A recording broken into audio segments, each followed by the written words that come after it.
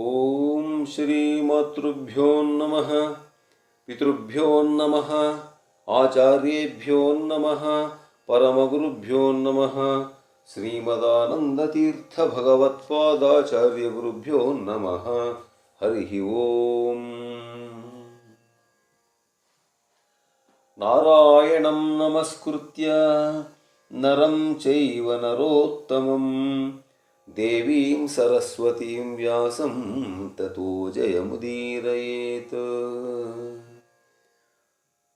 ಓಂ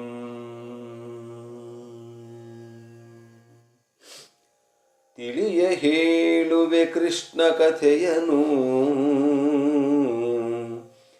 ಇಳೆಯ ಜಾಣರು ಮೆಚ್ಚುವಂತಿರೆ ನೆಲೆಗೆ ಪಂಚಮ ಶ್ರುತಿಯ ನೊರೆವೆನು ಕೃಷ್ಣ ಮೆಚ್ಚಲಿಕೆ. ಹಲವು ಜನ್ಮದ ಪಾಪರಾಶಿಯ ತೊಳೆವ ಜಲವಿದು, ಶ್ರೀಮದಾಗಮ ಕುಲಕ್ಕೆ ನಾಯಕ ಭಾರತಾಕೃತಿ ಪಂಚಮ ಶ್ರುತಿಯ.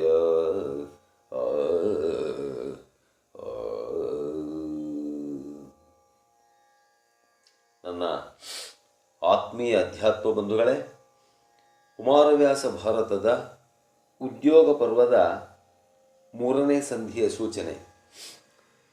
ತಿಳುಹಿದನು ವಿದುರನು ಮಹೀಪತಿ ತಿಲಕನನು, ನಯನೀತಿ ಧರ್ಮಗಳ ಸುಸಂಗತಿಯಿಂದ ನೂಕಿದರು ಇವರು ಯಾಮಿನಿಯ.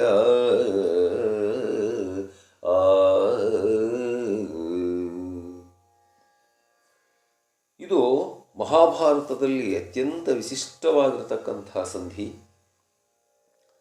ಮಹಾಭಾರತಕ್ಕೆ ಒಂದು ಪವಿತ್ರವಾಗಿರತಕ್ಕಂಥ ಸ್ಥಾನವನ್ನು ಸಿಗುವಂತೆ ಮಾಡತಕ್ಕಂಥ ಸಂಧಿ. ಅದೇ ಅತ್ಯಂತ ಪ್ರಖ್ಯಾತವಾಗಿರತಕ್ಕಂಥ ವಿದುರ ನೀತಿ.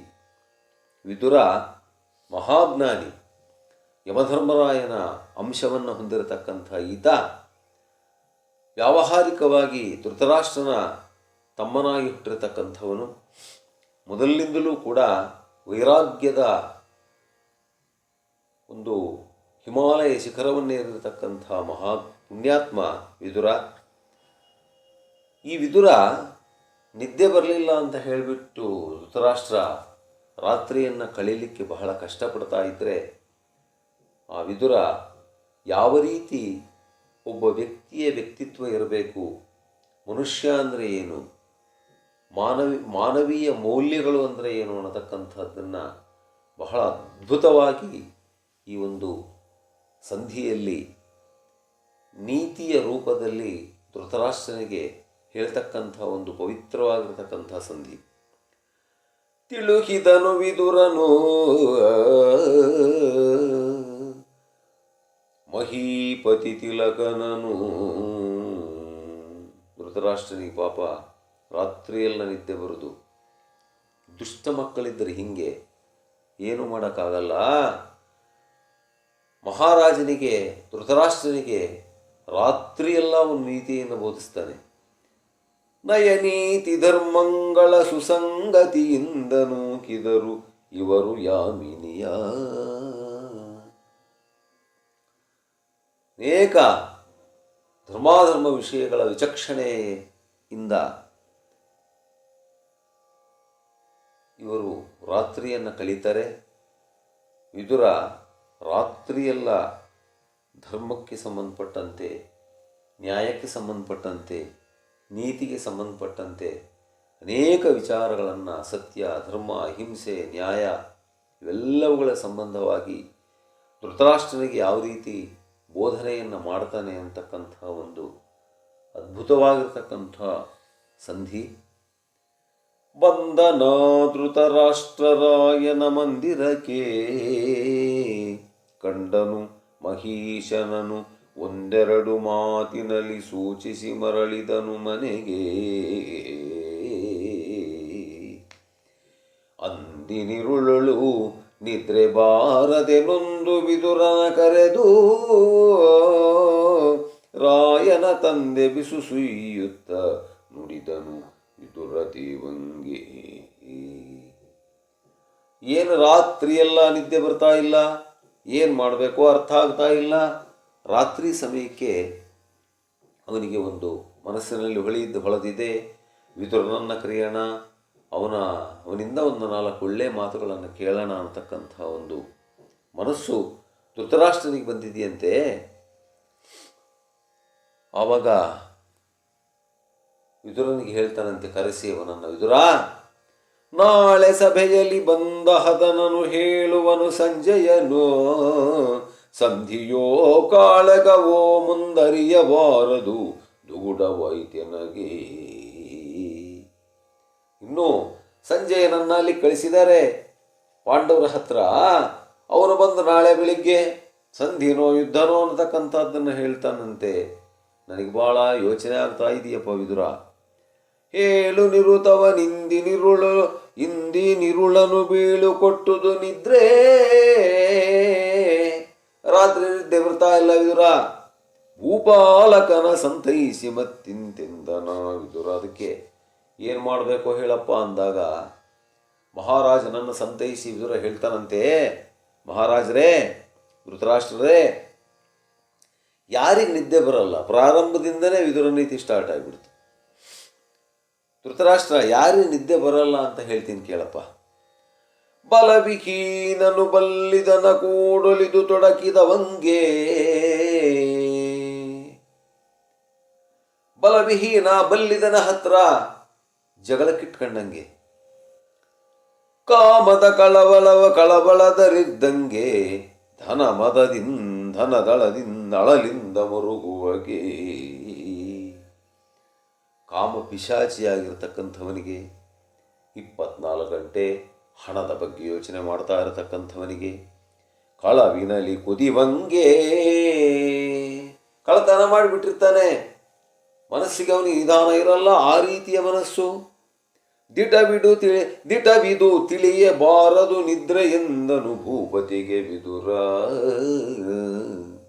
ಇದು ನಿಜ. ಈ ರೀತಿ ಇರತಕ್ಕಂಥವರಿಗೆ ಬಲವಿಹೀನ ಬಲ್ಲಿದನ ಕೂಡೆ ಯುದ್ಧಕ್ಕಿಟ್ಕೊಂಡ್ರೆ ಅಥವಾ ಗಲಾಟೆಗಿಟ್ಕೊಂಡ್ರೆ ಯಾವ ರೀತಿ ಪರಿಸ್ಥಿತಿ ಇರುತ್ತೋ ಅವನಿಗೆ, ಕಾಮದ ಕಳವಳದಲ್ಲಿದ್ದವನಿಗೆ, ಧನದ ಅಳಲಿಂದ ಬರತಕ್ಕಂಥವನಿಗೆ, ಕಳವಿನಲ್ಲಿ ಕುದಿವಂಗೆ, ಕಳ್ಳತನ ಮಾಡಿ ಆಮೇಲೆ ನಾನು ಎಲ್ಲಿ ಸಿಕ್ಕಿಬಿಡ್ತೀನೋ ಅಂತ ಯೋಚನೆ ಮಾಡ್ತಾ ಇರತಕ್ಕಂಥವನಿಗೆ, ದೈವದ ನೆಲೆಯನರಿಯದವಂಗೆ, ಪರಮಾತ್ಮನ ನೆಲೆಯನ್ನು ಅರಿದೇ ಇರತಕ್ಕಂಥವನಿಗೆ, ದಿಟವಿದು ತಿಳಿಯಬಾರದು ನಿದ್ರೆ ಎಂದನು ಭೂಪತಿಗೆ ವಿದುರ. ಇಂಥವನಿಗೆ ನಿದ್ದೆ ಬರಲ್ಲ ಧೃತರಾಷ್ಟ್ರ. ಯಾಕೆಂದ್ರೆ ಒಂದರಿಂದೆರಡಹುದನರಿ ಮೂರಂದವನು ತಿಳಿ ನಾಲ್ಕರಲಿ, ಮನಗುಂದದಿರದೈದರಲಿ ವರ್ಜಿಪುದಾರ ನೇಳರಲಿ, ಒಂದಿಸದಿರೆಂಟನು ವಿಚಾರಿಸಿ ಮುಂದುವರಿ 9ರಲಿ, ಮನಗುಂದಿಸದಿರೈದರಲಿ ಭೂಪಾಲ ಕೇಳೆಂದ. ಈ ಪ್ರಪಂಚ ಕೆಡ್ತಾ ಇರತಕ್ಕಂಥದ್ದು, ಉದ್ಧಾರ ಆಗ್ತಾ ಇರತಕ್ಕಂಥದ್ದು ಧೃತರಾಷ್ಟ್ರ ಈ 10 ವಿಚಾರದಲ್ಲಿ ಏನು ಮಾಡಬೇಕು? ಇದು ಒಂಥರ ಒಗಟಿನ ಅರ್ಥದಿಂದ ತತ್ವಜ್ಞಾನವನ್ನು ತನ್ನ ತುಂಬಿಕೊಂಡಿರತಕ್ಕಂಥ ಪದ್ಯ. ಒಂದರಿಂದೆರಡಹುದನರಿ, ಒಂದರಿಂದಲೇ 2 ಬಂತು ಅನ್ನತಕ್ಕಂಥದ್ದು ತಿಳ್ಕ. ಅಂದರೆ ಮೊದಲು ಬ್ರಹ್ಮ, ಆಮೇಲೆ ಜೀವ, ಮೊದಲು ಪರಮಾತ್ಮ, ಆಮೇಲೆ ಜೀವಾತ್ಮ ಅನ್ನತಕ್ಕಂಥದ್ದನ್ನು ತಿಳಿ. ಮೂರಂದವನು ತಿಳಿ ನಾಲ್ಕರಲಿ, ಜೀವಿಗಳಿಗೆ 3 ಗುಣ ಇರುತ್ತೆ, ಪರಮಾತ್ಮನಿಗೂ ಬಿಡಲ್ಲ. ಸತ್ವ, ರಜ, ತಮೋ ಗುಣಗಳು. ಆ 3 ಅಂದವನ ತಿಳಿ. 4ರಲಿ 4 ಪುರುಷಾರ್ಥಗಳಿರ್ತವೆ. ಧರ್ಮ, ಅರ್ಥ, ಕಾಮ, ಮೋಕ್ಷ ಇವುಗಳ ಬಗ್ಗೆ ತಿಳಿ. ಮನಗುಂದದಿರದೆ ಈರೈದರಲಿ, ಮನಗುಂದದಿರದೈದರಲಿ, ಪಂಚೇಂದ್ರಿಯಗಳಿಗೆ ನೀನೊಳಗಾಗಬೇಡ. ನೋಟ, ವಾಸನೆ, ಸ್ಪರ್ಶ, ರಸನ, ಶ್ರವಣ ಅಂತ ಹೇಳಿಬಿಟ್ಟು 5 ಇಂದ್ರಿಯಗಳ ವಶನಾಗಬೇಡ. ವರ್ಜಿಪುದು 6 ಅರಿಷಡ್ವರ್ಗಗಳನ್ನು ಗೆಲ್ಲು. ಕಾಮ, ಕ್ರೋಧ, ಲೋಭ, ಮೋಹ, ಮದ, ಮಾತ್ಸರ್ಯ 7 ವ್ಯಸನಗಳನ್ನು ದಾಟಬೇಕು ನೀನು. ಜೂಜು, ಬೇಟೆ, ಕಠಿಣವಾಗಿರತಕ್ಕಂಥ ಮಾತು, ಮದ್ಯಪಾನ, ಸ್ತ್ರೀ ವ್ಯಸನ, ದಂಡದಲ್ಲಿ ಅತಿರೇಕ, ಧನಲೋಭ ದೂಷಣೆ, ಈ 7 ವ್ಯಸನಗಳಿಂದ ದೂರ ಇರಬೇಕು. ವರ್ಜಿಪುದಾರನು 7ರಲ್ಲಿ ವಂದಿಸದಿರೆಂಟನು. ಅಷ್ಟಮದಗಳು, ಅದರಿಂದ ನೀನು ದೂರ ಇರಬೇಕು.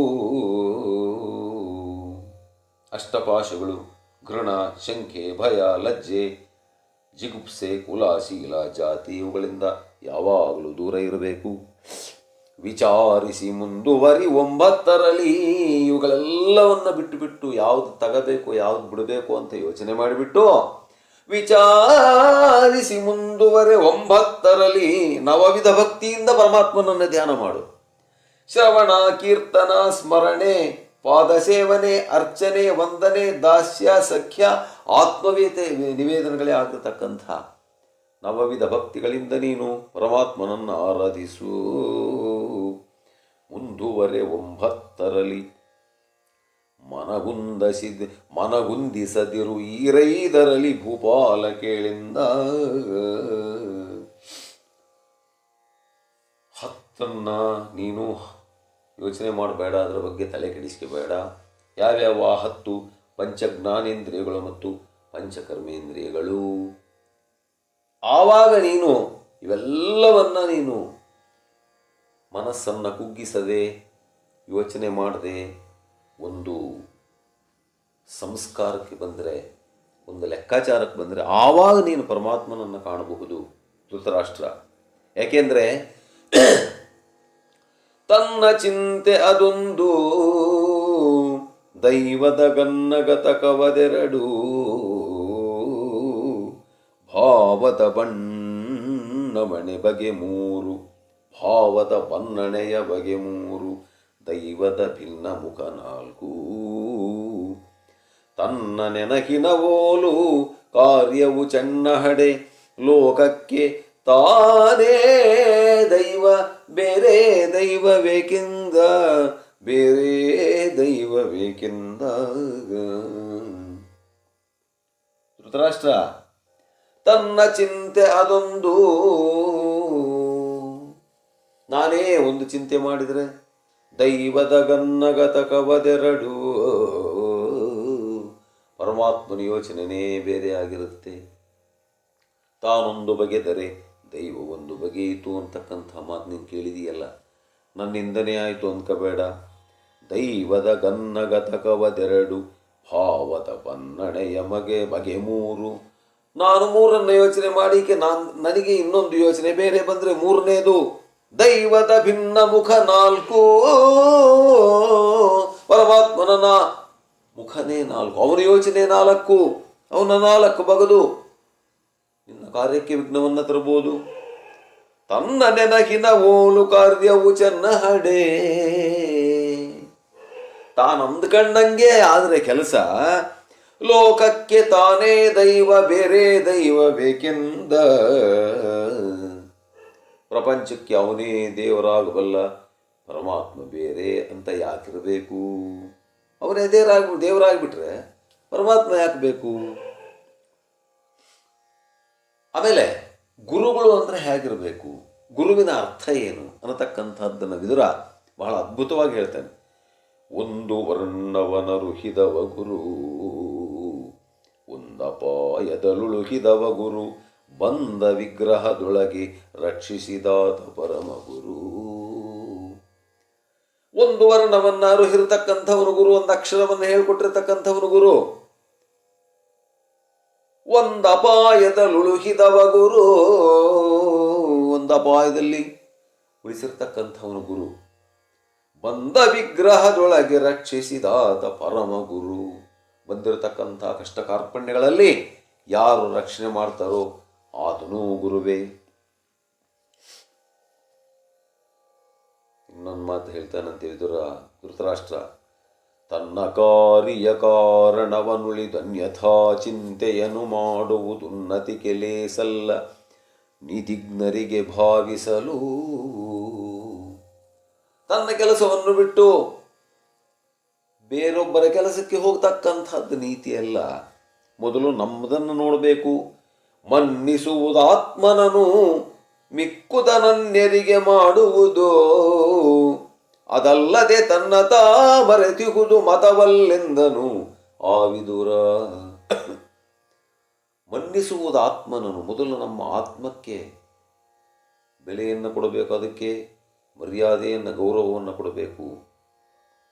ನಂತರ ಮಿಕ್ಕುದನು ಅನ್ಯರಿಗೆ ಮಾಡುವುದು, ಬೇರೆಯುವುದನ್ನು ಆಮೇಲೆ ತಂದ ಮುಗಿದ ಮೇಲೆ ಬೇರೆಯವರಿಗೆ ಮಾಡಬೇಕು. ತಂದೆ ಏನಿಲ್ಲ ಅಂದರೆ ಬೇರೆಯವರಿಗೆ ಮಾಡಿದರೆ ತಪ್ಪಾಗುತ್ತೆ. ತನ್ನ ತಾ ಮರೆತಿಹುದು ಮತವಲ್ಲಿಂದನು ಆ ವಿದುರ. ಯಾವತ್ತೂ ಕೂಡ ತನ್ನನ್ನು ತಾನು ಮರಿಬಾರದು. ಯಾಕೆ ಅಂದರೆ ತಾನು ಅಂದ್ರೇನು? ಪರಮಾತ್ಮ.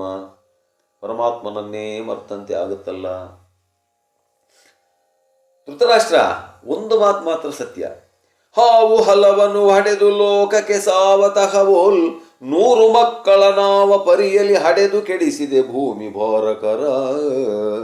ಭಾವಿಸಲು ಸರ್ವಜ್ಞ ಸರ್ವಗುಣಾವಲಂಬನ ಒಬ್ಬನರ್ಜುನ ದೇವ ಸಾಲದೆ ನಾಡನಾಯಿಗಳೇನು ಫಲವಿಂದ.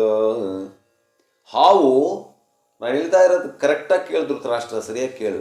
ಏನಂದರೆ, ಹಾವು ಹಲವನ್ನು ಹಡೆದು ಲೋಕಕ್ಕೆ ಸಾವತಹವೋಲ್.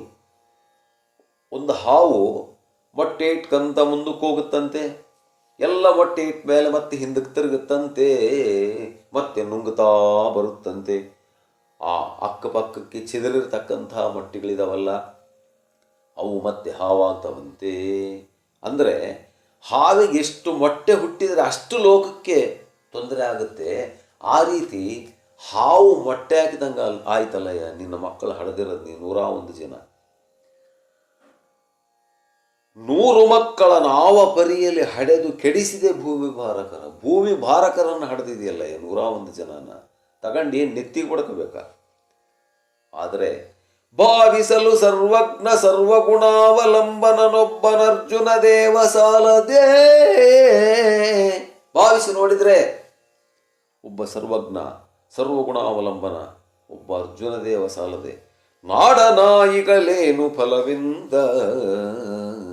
ನಾಡನಾಯಿಗಳು ಎಷ್ಟಿದ್ರೆ ಏನು ಬಂತು? ಬೋ ಬೋ ಬೋ ಬೋ ಅಂದ್ಕೊಂಡು ಒಂದು ಅದ್ಭುತವಾಗಿರ್ತಕ್ಕಂಥ, ಒಂದು ಶಕ್ತಿಯುತವಾಗಿರ್ತಕ್ಕಂಥ ಒಂದೇ ನಾಯಿ ಸಾಕು, ಎಷ್ಟು ಜನ ಕಳ್ಳರನ್ನು ಬೇಕಾದರೂ ಓಡಿಸುತ್ತೆ. ಆದ್ದರಿಂದ ನಾಡನಾಯಿ ಇದ್ದಂಗೆ, ನಾಯಿಗಳಿದ್ದಂಗೆ ನಿನ್ನ ಮಕ್ಕಳು.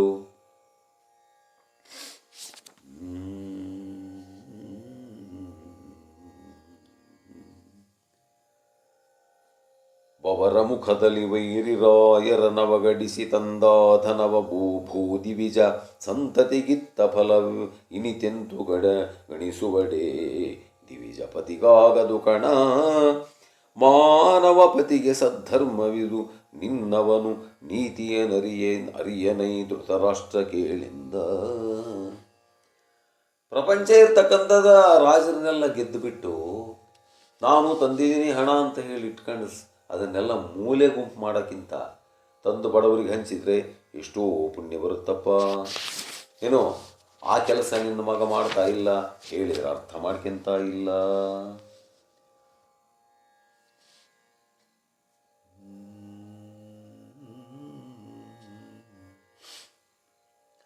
ಉರಗನಗಿದೊಡೆ ಮೇಣು ಶಸ್ತ್ರದಲ್ಲಿರಿದಡೆ ಒಬ್ಬನೇ ಸಾವನು. ಹಾವು ಕಚ್ಚಿದ್ರೆ ಅಥವಾ ಬಾಣ ಹೊಡೆದ್ರೆ ಒಬ್ಬನು ಮಾತ್ರ ಸಾಯ್ತಾನೆ.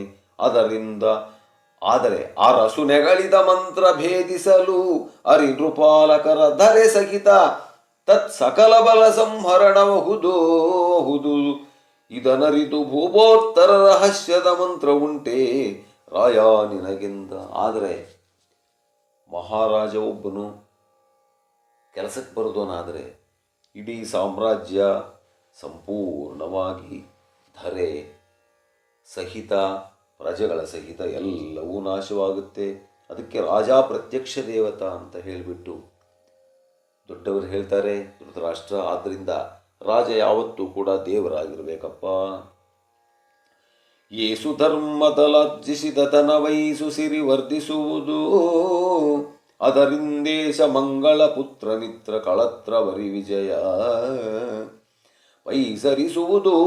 ಬಂದ ಬಳಿ ಬಿಡಿದ ಆಸುರದ ಪಥವೇ ಇದನರಿದು ಭೂಮೀಶ ಧರ್ಮವ ಹಿಡಿ ಅಧರ್ಮವ ಬಿಟ್ಟು ಕಳೆಯಿಂದ. ಯಾವತ್ತೇ ಆದರೂ ಕೂಡ ಧರ್ಮದಿಂದ ಆರ್ಜಿಸಿರ್ತಕ್ಕಂಥ ಧನ ಮಹಾರಾಜನನ್ನ, ರಾಜ್ಯವನ್ನ, ಪ್ರಜೆಗಳನ್ನ ಕಾಪಾಡುತ್ತೆ. ಅಧರ್ಮದಿಂದ ಆರ್ಜಿಸಿರತಕ್ಕಂಥ ಧನ ಯಾವತ್ತೂ ಕಾಪಾಡಲ್ಲ. ಇದನ್ನು ಅರ್ಥ ಮಾಡಿಕೊಂಡು ನೀನು ರಾಜಧರ್ಮವನ್ನು ಹಿಡಿ, ರಾಜ್ಯವನ್ನು ಪರಿಪಾಲ ಮಾಡು. ಹರಿವ ನದಿ ತನ್ನಿಚ್ಛೆಯಲ್ಲಿ ದಡಬೆರಡ ಕೆಡಿಸುವವೋಲು, ನಾರಿಯರುಳವಣೆಗೆ ಕೈಗೊಟ್ಟು ನಡೆಸಿದಡೆ ಉಭಯ ವಂಶವನು ನೆರಹುವಳು ನೀರೊಳಗೆ. ಮೇರೆಯ ಮುರಿಯಲಿ ಎದೆ ಮಾರ್ಗದಲ್ಲಿ ಮತ್ಸರಿಸದಾಳುವಳು, ಅನುನಯವು ಭೂಪಾಲ ಕೇಳಿಂದ. ಯಾವ ರೀತಿ ನದಿ ಹರಿದು ಬಿಟ್ಟು, ಅಂದರೆ ಒಂದು ತೊರೆಯಾಗಿ ನದಿ ಹರಿದು ಬಿಟ್ಟು ದಡ ಎರಡನ್ನೂ ಕೆಡಿಸೋ ರೀತಿಯಲ್ಲಿ ಒಂದು ಹೆಣ್ಣು ಮನಸ್ಸು ಮಾಡಿದರೆ ಹುಟ್ಟಿದ ಒಂದು ವಂಶವನ್ನು, ಮನೆಯನ್ನು, ಮೆಟ್ಟಿದ ಮನೆಯನ್ನು ಎರಡನ್ನೂ ಉದ್ಧಾರ ಮಾಡಬಲ್ಲಳು. ಅಥವಾ ಮನಸ್ಸು ಮಾಡಿದರೆ ಹಾಳು ಮಾಡಬಲ್ಲಳು. ಆದರೆ ಯಾವ ರೀತಿ ಅವಳನ್ನು ನಡೆಸ್ಕೋಬೇಕು ಅಂತಕ್ಕಂಥ ಜ್ಞಾನ ನಮಗಿರಬೇಕಯ್ಯ ಧೃತರಾಷ್ಟ್ರ. ದರೆಯೊಳಗೆ ಕಡು ಮೂರ್ಖರಿವರಿಬ್ಬರು ಕಣ, ಪ್ರಪಂಚದಲ್ಲಿ ಕಡು ಮೂರ್ಖರು ಇಬ್ಬರಿದಾರಪ್ಪ. ಯಾಕೆ ಅಂದರೆ ಯಾರ್ಯಾರು ಅಂದರೆ ದುರ್ಯೋಧನ, ದಶಶಿರನು, ರಾವಣಾಸುರ. ಯಾಕೆಂದ್ರೆ ಗೋಗ್ರಹಣದಲ್ಲಿ ವನಭಂಗದಲ್ಲಿ ಮುಂಕೊಂಡು ಅರಿನೃಪನ ಸತ್ವಾತಿಶಯ ದುಬ್ಬರದ ಬಲುಹನು ಕಂಡೆಚ್ಚರದೆ ಮರುಳಹುದು ಚಿತವೇ ಭೂಪಾಲ ಕೇಳಿ. ಕಪಿಗಳು ಅಂತ ತಾತ್ಸಾರ ಮಾಡಿ ರಾವಣಾಸುರ ನನ್ನ ಸಮಾನ ಇಲ್ಲ ಅಂದ್ಕೊಂಡು ಪ್ರಪಂಚ ಎಲ್ಲ ದೇವತೆಗಳನ್ನೆಲ್ಲ ಪಾಪ ಅಳಿಸಿಬಿಟ್ಟು ಆ ಕಪಿಗಳನ್ನು ತಾತ್ಸಾರ ಮಾಡಿಬಿಟ್ಟು ಕಪಿಗಳನ್ನು ನನ್ನೇನು ಮಾಡಬಲ್ಲವು ನರವಾನರರು ಅಂತ ಹೇಳಿಬಿಟ್ಟು ಕೊಚ್ಚಿದ. ಕೊನೆಗೇನಾದ? ಅವನು ಮೂರ್ಖನಾದ. ನರವಾನರ ನನ್ನ ಆಹಾರ ಅಂದ್ಕಂಡೆ ಅವನು ಮೂರ್ಖನಾದ. ಅದೇ ರೂಪದಲ್ಲಿ ಪರಮಾತ್ಮ ಬಂದು ಅವನನ್ನು ಸಂಹಾರ ಮಾಡಿದ. ಎರಡನೇನು ದುರ್ಯೋಧನ. ಯಾಕೆಂದರೆ ಮೊನ್ನೆ ನಡೆದಿರತಕ್ಕಂಥ ಉತ್ತರ ಗೋಗ್ರಹಣದಲ್ಲಿ, ದಕ್ಷಿಣ ಗೋಗ್ರಹಣದಲ್ಲಿ ಪಾಂಡವರು ಕೆರಳಿದರೆ ಎಂಥ ಅನಾಹುತವನ್ನು ಮಾಡಬಲ್ಲರು ಅಂತಕ್ಕಂಥದ್ದನ್ನು ತಿಳ್ಕೊಂಡು ಒಬ್ಬ ಅರ್ಜುನ ಸನ್ಮೋಹನಾಸ್ತ್ರದಿಂದ ಇಡೀ 11 ಅಕ್ಷೋಹಿಣಿ ಸೈನ್ಯವನ್ನು ಮಲಗಿಸಿದ್ನಲ್ಲ, ಅದನ್ನೇನಾದರೂ ನಿನ್ನ ಮಗ ಅರ್ಥ ಮಾಡ್ಕೊಂಡಿದ್ದಾನ? ಇಲ್ಲ. ಮತ್ತೆ ಗೊತ್ತಿದ್ದು ಮೂರ್ಖರಂಗೆ ವರ್ತಿಸ್ತಾ ಇದ್ದಾರಲ್ಲ, ಮತ್ತು ಇವರು ಮೂರ್ಖರ ಅಲ್ಲ ಇವರಿಬ್ಬರು. ನೀನೇ ಯೋಚನೆ ಮಾಡು. ಕರಣಿಕನ ಹಗೆಗೊಂಡ ವಂಗೈಶ್ವರ್ಯ ಹಾನಿ, ಚಿಕಿತ್ಸಕನನಾದರಿಸದಾತಂಗೆ ಆಗದು ಆಯುಷ್ಯಾಭಿವೃದ್ಧಿಗಳು. ಅರಸ ಕೇಳಾಯುಷ್ಯ ಭಾಗ್ಯಗಳೆರಡು ಕೆಡುವವು, ತಪ್ಪದವನೀಸುರರ ಬದ್ಧ ದ್ವೇಷಲೇಸೆಲ್ಲೆಂದನ ವಿದುರ. ಲೆಕ್ಕಪತ್ರ ಬರಿತಾ ಇರತಕ್ಕಂಥ ಶಾನುಭೋಗನನ್ನು ಎದುರಾಕೊಂಡ್ರೆ ಐಶ್ವರ್ಯ ಹಾಳಾಗೋಗುತ್ತೆ. ಅವನು ಹೆಂಗೆ ಸಿಕ್ಕರಂಗೆ ಲೆಕ್ಕ ಬರೆದು ಮುಳುಗಿಸಿಬಿಡ್ತಾನೆ. ಅವನ್ನ ಎದುರಾಕೆ ಬೇಡ. ಅದೇ ರೀತಿ ವೈದ್ಯನನ್ನ ಎದುರಾಕೊಂಡ್ರೆ ಅವನು ಬಿಡ್ತಾನ. ಅವನು ಅದೇ ಬೇಕಂತ ಮಾಡದೇ ಇದ್ದರೂ ಕೂಡ ಭಗವಂತ ಅದನ್ನು ನೋಡ್ತಾ ಇರ್ತಾನೆ. ವೈದ್ಯೋ ನಾರಾಯಣೋ ಹರಿಹಿ ಅಂತ. ವೈದ್ಯರನ್ನ ನಾರಾಯಣ ರೂಪದಲ್ಲಿ ನಾವು ಕಾಣಬೇಕು. ಜೀವವನ್ನೇ ಉಳಿಸ್ತಕ್ಕಂಥ ಒಂದು ಶಕ್ತಿ ವೈದ್ಯನಿಗಿದೆ. ಇವರಿಬ್ಬರನ್ನ ಮಾತ್ರ ಎದುರಾಕಬಾರದು. ಯೋಚನೆ ಮಾಡಿ ನೀನು. ಆ ರೀತಿ, ಅದೇ ರೀತಿ ಅವನೀಸುರರ ಬದ್ಧ ದ್ವೇಷಲೇ ಸೆಲ್ಲೆಂದನ ವಿದುರ. ಭೂಸುರರ ಬದ್ಧ ದ್ವೇಷ ಒಳ್ಳೆಯದಲ್ಲ. ಭೂಸುರರು ಅಂದರೆ ನಾವು ಅನ್ಕಂತೀವಿ ಬ್ರಾಹ್ಮಣರು ಅಂತ. ಬ್ರಾಹ್ಮಣ ಅಂದರೆ ಏನು? ಬ್ರಹ್ಮಜ್ಞಾನ ಇರತಕ್ಕಂಥವನೇ ಬ್ರಾಹ್ಮಣ. ಅಂಥ ಪುಣ್ಯಾತ್ಮರ ಮಹಾಜ್ಞಾನಿಗಳನ್ನು ನಾವು ಎದುರಾಕೊಂಡ್ರೆ ಯಾವತ್ತೂ ಉದ್ಧಾರ ಆಗಲ್ಲ ದುರ್ಯೋಧನ.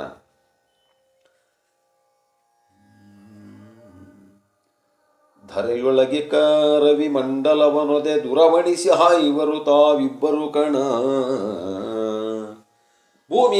ಭೂಮಿಯ ಮೇಲೆ ರವಿಮಂಡಲವನ್ನು ದಾಟಿ ಹೋಗತಕ್ಕಂಥವರಿಬ್ಬರಿದ್ದಾರೆ. ತಾವಿಬ್ಬರು ಸನ್ಯಾಸಿಯಾಗಿ ಯೋಗ ಮಾರ್ಗದಲ್ಲಿ ಹರಣವನ್ನು ಬಿಟ್ಟವರು. ಸನ್ಯಾಸಿಯಾಗಿದ್ದರೂ ಕೂಡ ಯೋಗ ಮಾರ್ಗವನ್ನು ಅನುಸರಿಸಿ ಪ್ರಾಣವನ್ನು ಬಿಟ್ಟಿರ್ತಕ್ಕಂಥವರು.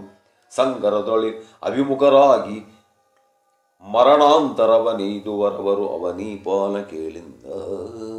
ಯುದ್ಧಕ್ಕೆ ಹೆದರದೆ ಪರಾಕ್ರಮದಿಂದ ನುಗ್ಗಿಬಿಟ್ಟು ಯುದ್ಧದಲ್ಲಿ ಸಾಯ್ತಕ್ಕಂಥವರು, ವೀರ ಸ್ವರ್ಗವನ್ನು ಹೊಂದತಕ್ಕಂಥವರು. ಇವರು ಮಹಾಜ್ಞಾನಿಗಳು, ರವಿಮಂಡಲದ ಆಚೆ ಹೋಗತಕ್ಕಂಥವರು. ಮಾತೃಪಿತೃಗಳು ಶತ್ರುಭಾವವನಂತು ನಿಜ ಸಂತಾನದಲ್ಲಿ ಸಂಪ್ರೀತಿಯನ್ನು ನೆಲೆಗೊಳಿಸಿ ಸರ್ವಜ್ಞಾರ್ಪರ ಅಧಿಕಾರದಲ್ಲಿ ಖ್ಯಾತರನು ಮಾಡದಡೆ ಹಂಸೌರಾದ ಮಧ್ಯದ ಬಕನವೋಲ್ ವಿಖ್ಯಾತ ಸಭೆಯೊಳು ಯೋಗ್ಯರ ಹರೆ ಉಪ ಕೇಳಿಂದ.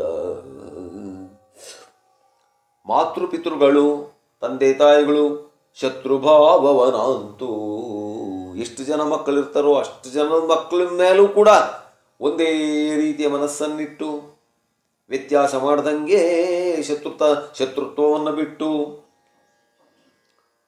ನಿಜ ಸಂತಾನದಲ್ಲಿ ಸಂಪ್ರೀತಿಯನ್ನು ನೆಲೆಗೊಳಿಸಿ ಅವರನ್ನು ಪ್ರೀತಿಸ್ತಾ ಎಲ್ಲರಿಗೂ ಕೂಡ ಒಂದೇ ಸ್ಥಾನವನ್ನು ಕೊಟ್ಟು ಒಂದು ಕಣ್ಣಿಗೆ ಬೆಣ್ಣೆ ಒಂದು ಕಣ್ಣಿಗೆ ಸುಣ್ಣ ಹಿಡಿದ ಹಾಗೆ ಖ್ಯಾತರನ್ನು ಮಾಡದಡೆ ಅವರನ್ನು ಖ್ಯಾತರನ್ನ ಮಾಡದೇ ಇದ್ರೆ ಹಂಸೌರಾತ ಮಧ್ಯದ ಬಕನವೋಲ್ ಹಂಸ ಪಕ್ಷಿಗಳ ಮಧ್ಯೆ ಇರತಕ್ಕಂಥ ಬಕಪಕ್ಷಿ ಇದ್ದಂಗೆ ಇರ್ತಾರೆ. ಅವ್ರಿಗೇನೂ ಪ್ರಪಂಚದಲ್ಲಿ ಬೆಲೆ ಇರಲ್ಲ ಅಂಥ ತಂದೆ ತಾಯಿಗಳಿಗೆ.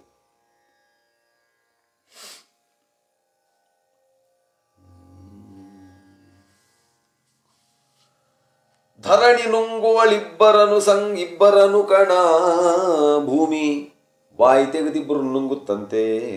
ಸಂಗರವ ಜಯಿಸದ ನೃಪನ ಯುದ್ಧ ಗೆಲ್ಲದೇ ಇರತಕ್ಕಂಥ, ಯುದ್ಧದಿಂದ ಓಡಿ ಬಂದಿರತಕ್ಕಂಥ ಮಹಾರಾಜನನ್ನ ದೇಶಾಂತರವ ಚರಿಸದ ಪಂಡಿತರು ಯಾವಾಗಲೂ ಕೂಡ ದೇಶಾಂತರ ಚಲಿಸಬೇಕು. ದೇಶ ತಿರುಗು ಕೋಶವೋ ಅಂತ ಗಾದೆ. ದೇಶಾಂತರ ಚಲಿಸದೇ ಇರತಕ್ಕಂಥ ಪಂಡಿತನನ್ನ ಶಾಸ್ತ್ರ ಸಿದ್ಧವಲೇ ಅರಸು ಕುಲದಲ್ಲಿ ಹುಟ್ಟಿ ಸಾಪತ್ನರುಗಳಿರೆ ದೇಹಾಭಿಲಾಷೆಯ ಒಳಗಿಹುದು ಧರ್ಮವೇಂದನಾವಿದುರ. ಮಹಾರಾಜನಾಗಿ ಹುಟ್ಟಿ ಒಬ್ಬೊಬ್ಬರ ಮೇಲೆ ಒಂದೊಂದು ರೀತಿಯಲ್ಲಿ ನೀನು ನಿನ್ನ ಮಗ ಯೋಚನೆ ಮಾಡಿದರೆ ಕೌರವರೇ ಬೇರೆ ಪಾಂಡವರೇ ಬೇರೆ ಅಂತ ತಿಳ್ಕೊಂಡು ತನ್ನ ಸ್ವಂತ ಮಕ್ಕಳಿಗೊಂದು ಬೇರೆ ಮಕ್ಕಳಿಗೊಂದು ಮಾಡಿದರೆ ಅವನನ್ನು ಮಹಾರಾಜ ಅಂತ ಯಾರಾದರೂ. ನರಜನುಮವತ್ಯಧಿಕವತರೊಳು ಗುರು ಹಿರಿಯರಿವರೆಂದು ದಾನಕ್ಕರು ಹರಿವರಲ್ಲ ಎಂದು ನೋಡದೆ ಮೂಢ ಮಾರ್ಗದಲ್ಲಿ ಕರೆದ ಪಾತ್ರಂಗಿತ್ತು ಪಾತ್ರನ ಪರಿಹರಿಸಲು ಎರಡರಿಂ ಸಂಹರಣದ ಈದುವುದು ಆರ್ಜಿಸಿದ ಧನ ಅರಸ ಕೇಳಿಂದ. ಮಹಾರಾಜ ಒಂದು ಮಾತು ಹೇಳ್ತಿದ್ದೀನಿ. ನರಜನುಮವತ್ಯಧಿಕ ಎಲ್ಲ ಜನ್ಮಗಳಿಗಿಂತ 84 ಲಕ್ಷ ಜೀವರಾಶಿಗಳಲ್ಲಿ ಪವಿತ್ರವಾಗಿರತಕ್ಕಂಥ ಮನುಷ್ಯ ಜನ್ಮವನ್ನು ಎತ್ತಿ ಅದರಲ್ಲಿ ಗುರು ಹಿರಿಯರು ಅಂತಕ್ಕಂಥದ್ದನ್ನು ನೋಡದೆ ಪವಿತ್ರ ಜನ್ಮನೇ ಪವಿತ್ರ, ಇನ್ನದರಲ್ಲಿ ಗುರು ಹಿರಿಯರು ಅನ್ನೋದನ್ನು ನೋಡದಂಗೆ ದಾನಕ್ಕರು ಹರಿವರು ಅಲ್ಲ ಎಂದು ನೋಡದೆ ಇವರು ದಾನಕ್ಕರ್ಹರೇ ಅಲ್ಲ ಅಂತಕ್ಕಂಥದ್ದನ್ನು ನೋಡದೆ ಮೂಢ ಮಾರ್ಗದಲ್ಲಿ ಕರೆದು ಅಪಾತ್ರಂಗಿತ್ತು ದಾನವನ್ನು ಅಪಾತ್ರನಿಗೆ ಕೊಟ್ಟು ಅರ್ಹನಲ್ಲದೇ ಇರತಕ್ಕಂಥವನಿಗೆ ಕೊಟ್ಟು ಪಾತ್ರನ ಪರಿಹರಿಸಲು ಅರ್ಹನನ್ನ ಬಿಟ್ರೆ ಈ ಎರಡರಿಂದ ಸಂಹರಣವೈದುವುದು ಆರ್ಜಿಸಿದ ಧನ ರಸ ಕೇಳಿಂದ. ನಿನ್ನ ಅಷ್ಟೈಶ್ವರ್ಯ ಎಲ್ಲ ನಾಶವಾಗುತ್ತಪ್ಪ. ನಾನು ಹೇಳಿರ್ತಕ್ಕಂಥ ಮಾತನ್ನು ಕೇಳು, ಇದು 100ಕ್ಕೂ 100 ಸತ್ಯ ಅಂತ ಹೇಳ್ತಿದ್ದಾನಂತೆ ವಿದುರ. ಮುಂದುವರೆಸೋಣ. ಓಂ ಶ್ರೀ ಕೃಷ್ಣಾರ್ಪಣಮಸ್ತು.